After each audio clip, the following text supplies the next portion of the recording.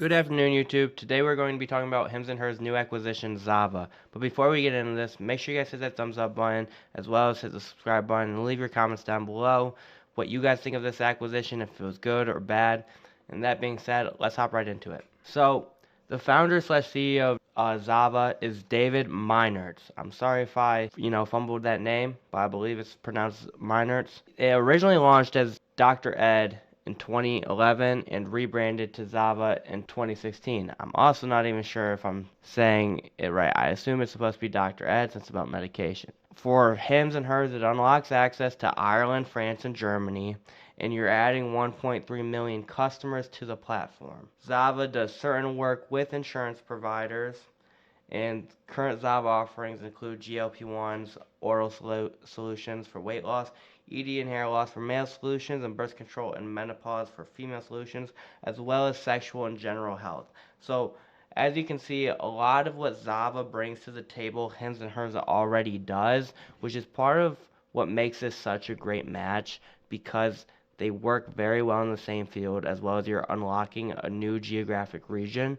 And Zava already has experience working in Ireland, France, and Germany, rather than Hims and Hers trying to start their own venture into a market where they have no experience at working over there. So by being able to put the two teams together, but as well as help Zava learn what Hims and Hers does best and be able to provide those solutions overseas, that is very bullish. I believe that they went the acquisition route to attack these markets, so I'm very bullish on that aspect of this acquisition. So Zava Financials, so it was an all-cash deal that was made.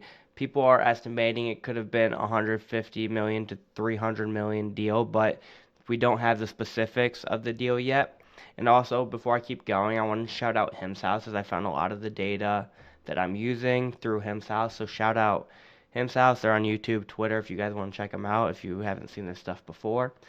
And Zava Financials, their revenue estimates about 30 to 70 million range. As you guys might be aware, overseas pharmaceuticals, as far as margins, are way tighter. It's a way heavier regulated space. So profitability is not as easy to reach overseas as it is here in America.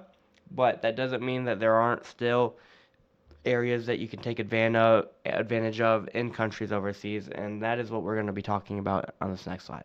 Pros of the Zava acquisition I have are provide a telehealth presence to build upon that is already established in Germany, Ireland, and France. And this is kind of what I was talking about back before, is I think it was very smart to go the acquisition route, because if Hims and Hers were to just branch out into these countries with no experience in working in these countries before, yes, you have like Amazon's old CTO, I believe it is, and you're bringing in experience from other companies who may have worked in these countries before.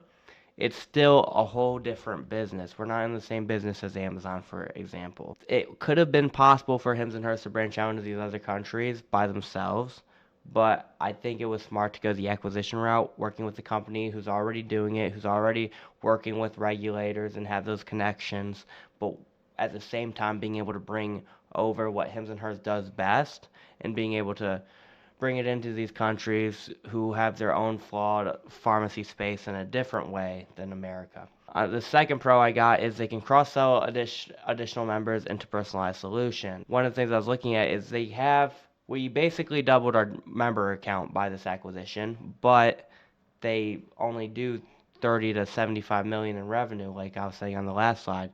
And so that right there should show you the decreased margin in these other countries, but these other companies don't have personalized solutions offerings like Hims and Hers, and they can't specialize these products to consumers like Hims and Hers can. So I do believe there's still room to cross-sell customers into personalized solutions and being able to charge a higher ticket price. And yes, there's still regulations that aren't going to affect you to maybe charge what you'd want to charge, but there is still room to grow, I believe, over here.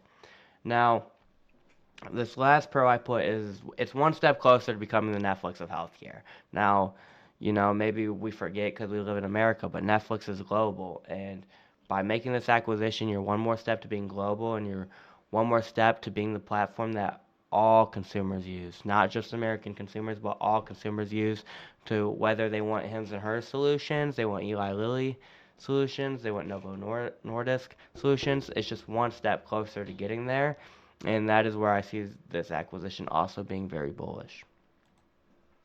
So some cons of the Zava acquisition that I have is the strict regulations, what it's talking about. So there are restrictions on pricing in some of these countries, as well as advertising pharmaceutical products. There's restrictions there as well, and they have to be careful, or else they could find themselves in legal battles, in which Hims and Hers already almost experienced some of that when they launched their Super Bowl commercial and the controversy that came with that. So that's going to be something they'll have to look out for in the future, especially working in these other countries where they're less familiar with the regulations. And then there's centralized healthcare systems, which is basically there's government solutions that are provided for healthcare, in which tend to be the go-to for a lot of consumers, and they're gonna have to find a way to rebrand some products to like really sell this product's better for you, and this is more consumer oriented than what's gonna just naturally be pushed. It's like fighting an Apple, like going into competing with Apple in a certain field where everybody just goes to Apple. It's just, by habit. You're trying to break the habits of these consumers and tell them, why Hims and Hers is a platform they should be using. So there's some struggles there, but definitely can be overcome. And so my final thoughts on this acquisition is overall it's very bullish. Or I'll even pull back.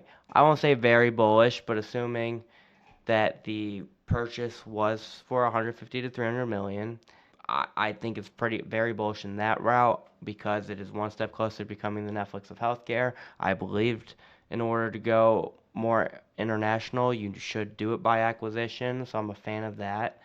Uh, it is definitely tough to expand into other countries outside of America because of just America so easy to target because of the flawed healthcare medicine, but these other countries aren't as advanced in telemedicine, in which there's definitely opportunity in these countries. That is very exciting. Overall, my main concern would have been that I thought they should wait a little bit on doing international expansion and continue to focus on America because there is such a large market and need for pharmaceutical and just a high telemedicine demand.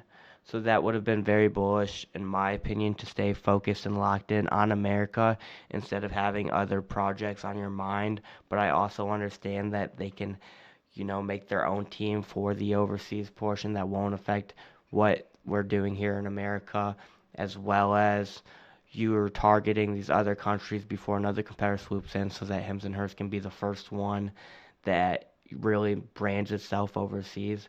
So in that sense, I do understand it, and that is why I've went from just slightly bullish to a more bullish stance after letting this acquisition just kind of set in my mind. So I think this is very bullish for the company, and I'm excited to see where things go. And the acquisition should be official towards the end of 2025, and we'll start seeing results hopefully in 2026 of what this acquisition is going to look like more and what they start to do come 2026. So I'm excited to see how that ends up panning out.